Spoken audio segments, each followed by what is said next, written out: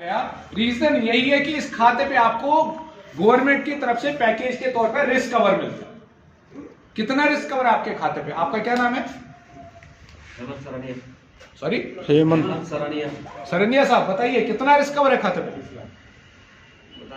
पता नहीं। कितने साल से सर्विस में है? 12 साल। आपका क्या नाम है? सुरेश कुमार जी, बताइए कितना रिस्क कवर है खाते पे? 30 लाख रुपए। 30 लाख रुपए। ओके साहब, आपका क्या नाम है? राव साहब, कितना रिस्क कवर है खाते पे? 25,000। 25,000?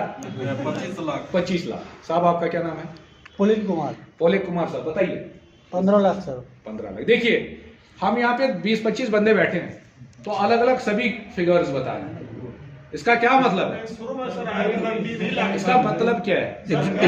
एग्जैक्ट नॉलेज नहीं है। एग्जैक्ट नॉलेज नहीं है। देखिए, इसी वजह से हम लोगों के लिए जो बेनिफिट गवर्नमेंट की तरफ से होते हैं वो हम ले ही नहीं पाते। सही बात है ना? तो हमें थोड़ा सा एक्टिव होना पड़ेगा, जानकारी लेनी पड़ेगी। अभी जो रिस्क कवर आपके खाते में बैंक ने लागू कर दिया है वो है 50 लाख रुपए। कितना है? 50 लाख। चाहे ऑफिसर है, चाहे डीजी साहब भी हैं, या एक कांस्टेबल है, हर किसी के लिए रिस्क कवर 50 लाख है। अब इसमें रैंक का सिस्टम नहीं है। समझ आ रही बात? साथ में ये जो 50 लाख का रिस्क कवर है आपका ऑन ड्यूटी के साथ साथ ऑफ ड्यूटी पे भी अवेलेबल है। इसका क्या मतलब है? अगर जवान छुट्टी पे भी है, वहां पे एक्सीडेंटल डेथ केस हो जाता है, उस केस में भी जवान की फैमिली को ये 50 लाख का रिस्क कवर मिलेगा। पहले ये रिस्क कवर खाली ऑन ड्यूटी हुआ करता था। समझ आ रही बात? साथ में 1 अप्रैल से आपका परमानेंट डिसेबिलिटी। परमानेंट डिसेबिलिटी का क्या मतलब है? अपंगता।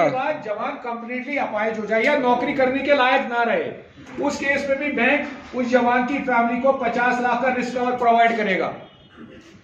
Partial disability. पार्शियल डिसेबिलिटी का क्या मतलब है? एक्सीडेंट के बाद बॉडी का कोई एक अंग कट जाता है, जैसे एक बाजू कटा या एक टांग कटी, उस केस में भी बैंक ने आपका रिस्क कवर रखा है 50 लाख रुपए। और साथ में आपका air insurance, by air travel करते हवाई दुर्घटना में डेथ हो जाती है, उस केस में 1 करोड़ का इंश्योरेंस है बैंक की तरफ से। समझ आ रही है बात?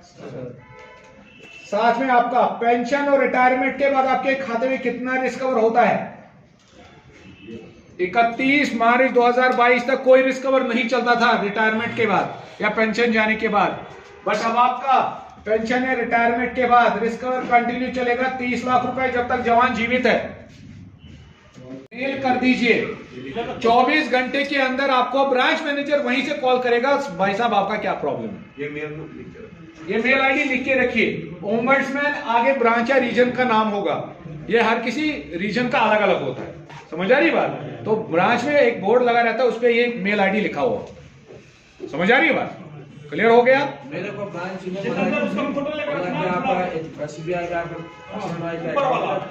मैं वही साहब कह रहा हूँ, एक कस्टमर एक बैंक में, किसी भी बैंक में 2 अकाउंट रख सकता है। Armed police salary package. Sir इसका रिस्क कवर कितना है? उसी पे किस पे? उसी पे आ रहा, उसी पे आ रहा। वेट थोड़ा पेशेंस रखो। थोड़ा सा सारी चीजें डिस्कस। इसके बाद एक और बेनिफिट आपके खाते पे बैंक ने जोड़ दिया है, इसे हम कहते हैं SBI रिश्ते। इसके बारे में कोई इंफॉर्मेशन या नॉलेज आप लोगों को नहीं? चलिए डिस्कस करें। SBI रिश्ते, अब आपके पास ऑप्शन है कि अगर आपकी फैमिली में 4 अकाउंट्स है SBI में। कितने अकाउंट्स? सपोज आपकी मिसेस का अकाउंट है, आपके बच्चे का अकाउंट है, या आपके पेरेंट्स में से किसी का अकाउंट है SBI में, तो 4 ऐसे अकाउंट आप अपने PMSB खाते के साथ लिंक कर सकते हैं। उसके बाद उन 4 अकाउंट पे क्या क्या बेनिफिट लागू हो जाएगा? वो अकाउंट भी आप 0 बैलेंस पे चलेंगे। उस पे अगर आप ATM लेना चाहते हैं तो उस पे भी कोई चार्ज आपको ईयरली नहीं देना है, यानी कि ATM भी फ्री हो जाएगा। उस पे आप चेकबुक लेना चाहते हैं तो वो भी फ्री हो जाएगा, जैसा आपका अकाउंट पे है। उस पे आप SMS अलर्ट स्टार्ट करना चाहते हैं तो वो भी फ्री है, और उस पे आप डिमांड ड्राफ्ट बनाना चाहते हैं वो भी फ्री है, और उस पे आप MOD या मोड बैलेंस स्टार्ट करना चाहते हैं तो वो भी कर सकते हैं। समझ आया? SBI रिश्ते, अब आपके पास ऑप्शन है आपके अकाउंट पे, जिसके तहत आप अपनी फैमिली में से 4 अकाउंट मिसेस का अकाउंट हो सकता है, बच्चे का अकाउंट हो सकता है, या माता पिता में से किसी का अकाउंट हो सकता है। तो 4 ऐसे अकाउंट आप पीएमएसबी खाते के साथ लिंक कर सकते हैं। उसके बाद उन 4 अकाउंट पे ये वाले बेनिफिट लागू हो जाएंगे। और ये कहां से आपको करना है? जहां पे आपका पीएमएसबी खाता है, जिसे हम होम ब्रांच कहते हैं। होम ब्रांच का क्या मतलब है? जहाँ पे प्रेजेंट में आपका खाता है, वहाँ पे आपको एसबीआई रिश्ते का फॉर्म मिलेगा। इस पे आपको वो 4 अकाउंट नंबर भी लिखने हैं, आपको अपना पीएमएसबी अकाउंट नंबर भी लिखना है, साथ में उन 4 अकाउंट होल्डर्स के आधार कार्ड का फोटोकॉपी लगेगा और आपके आधार कार्ड का फोटोकॉपी लगेगा, ताकि हमें आपस में रिलेशन पता चल सके। क्या समझ आ रही बात? क्लियर हो गया? इसका अगर आपको पीडीएफ भी चाहिए एसबीआई रिश्ते का, मैं अपना नंबर और फील्ड ऑफिसर का नंबर देके रखूंगा। ये मेरा नंबर रहेगा,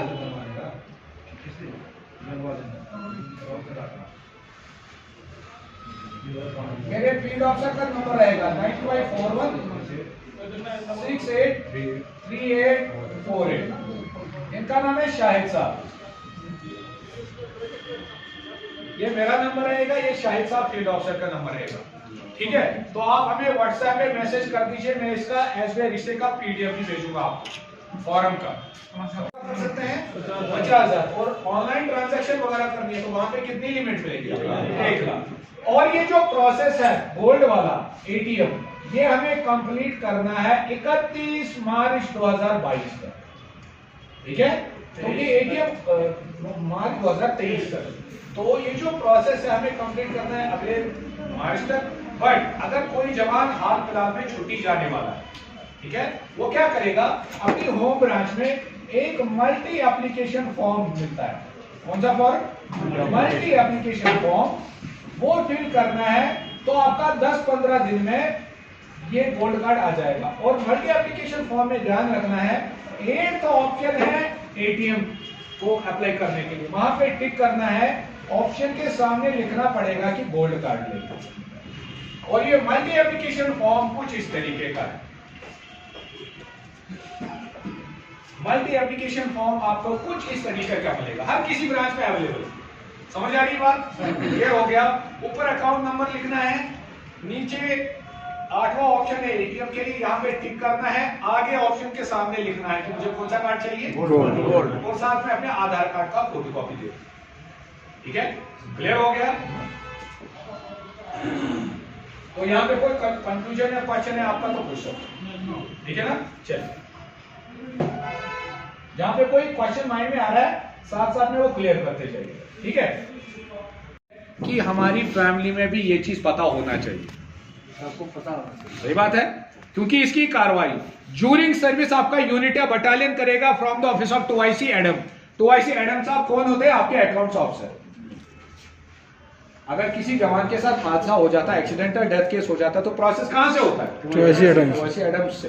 बट इन केस यहां से नहीं हो पाया किसी कारण, आपके जो अकाउंट में नॉमिनी है, कौन? नॉमिनी, वो भी इसको क्लेम कर सकते हैं होम ब्रांच से। कहां से? होम ब्रांच से। और उसके लिए बैंक आपको टाइम दे रहा है 90 दिन हादसा होने के बाद। कितना टाइम? और डॉक्यूमेंटेशन में क्या क्या देना है? डेथ सर्टिफिकेट, नॉमिनी का पैन कार्ड, आधार कार्ड, नॉमिनी का KYC, नॉमिनी का अकाउंट प्रूफ जिसमें कल को क्लेम का पैसा आएगा। आपका होम ब्रांच क्लेम करने के लिए एक फॉर्म प्रोवाइड करेगा, आपका यूनिट एक लेटर बना के देगा क्लेम करने के लिए, साथ में FIR की कॉपी या पोस्टमार्टम रिपोर्ट अगर जरूरत पड़ती है तो। क्लियर है?